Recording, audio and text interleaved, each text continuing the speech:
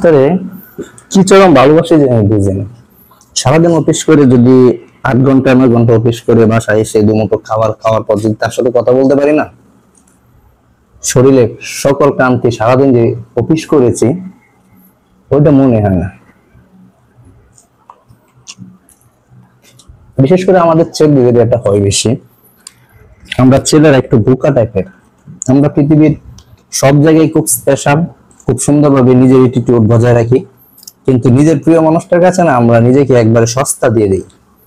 ধরেন বাজার মূল্য আমাদের যদি 1000 টাকা লাগে, আমাদের প্রিয় মানুষের কাছে আমরা 10 টাকা বাজার মূল্য ধরি না, কারণ সে আমার প্রিয় মানুষ, তার কাছে আমার কোনো মূল্য নেই, কারণ আমি পুরোটাই তার কাছে মূল্য, সে আমার কাছে মূল্য।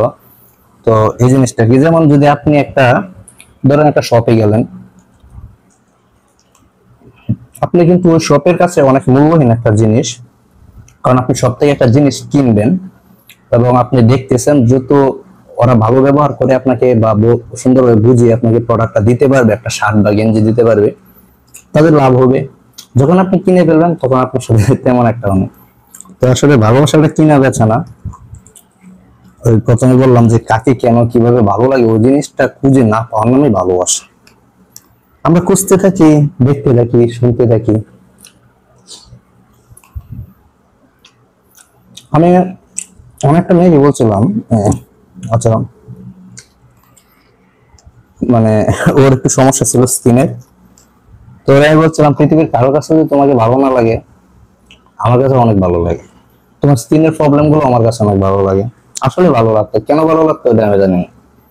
তো হঠাৎ ওর সাথে একদিন আমি বাস দিয়ে ওর বাসায় আমি ওকে আগায় দিতে যাচ্ছি। তো আমি না, ওই বলতেছি যে আচ্ছা ঠিক আছে তুমি আমার দিকে একটু তাকাও। তো ও তাকাইছে, সেম আমি তাকাইলাম।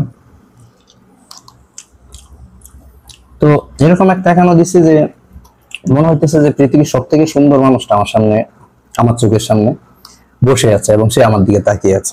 পৃথিবীর সব থেকে মায়াবী চোখগুলো আমার দিকে তাকিয়ে আছে, আর সে মায়াবী চোখগুলো প্রেমে আমি পড়ে গেছি। পৃথিবীর সব থেকে সুন্দর রূপটা আমার সামনে ভাসতেছিল, পৃথিবীর সব থেকে নুরি চেহারাটা আমার সামনে ভাসতেছিল। তখন না সে মানুষটাকে আমি বলছিলাম যে ঠিক আছে তুমি এভাবে তাকিয়ে থাকো।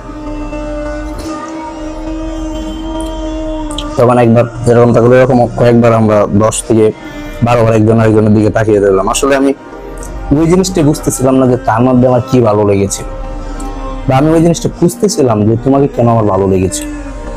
ওই জিনিসটা আমি তার সাথে অনেকদিন চলাফেরা পরেও আমি এই জিনিসটা খুঁজে পাইনি। সত্যি বলতে কি, আসলে ভালোবাসাটা এরকমই। হুমায়ুন ফরিদের একটা কথা ছিল যে তুমি তখনই বুঝবে যে সেটা সত্যিকারের প্রেম যখন তোমার ভালোবাসার মানুষটাই মাঝে তুমি ভালো লাগাটা খুঁজে না পাবে। তো সেই জিনিসটা আমিও লক্ষ্য করেছি, বাট আমি তার মাঝে কোনো কিছু খুঁজে পাই নাই। সুতরাং এটা জানি দিন শেষে তার সাথে একটু কথা বলতে পারলে, বা যখন তাকে মিস করি তখন তার সাথে একটু কথা বলতে পারলে নিজের ক্লান্তিটা কেটে যায়। তাকে যখন ভালোবেসে ফেলেছি তখন তাকে ফ্যামিলির সদস্য ভেবে নিয়েছি।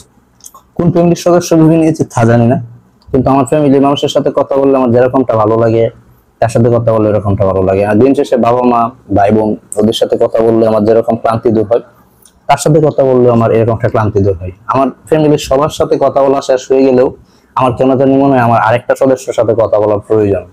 তখন ওই মানুষটার সাথে কথা বললে আমার মনে হয় ঠিক আছে, এবার আমার ফ্যামিলির সকল সদস্যের সাথে কথা বলা ফিনিশ হয়েছে।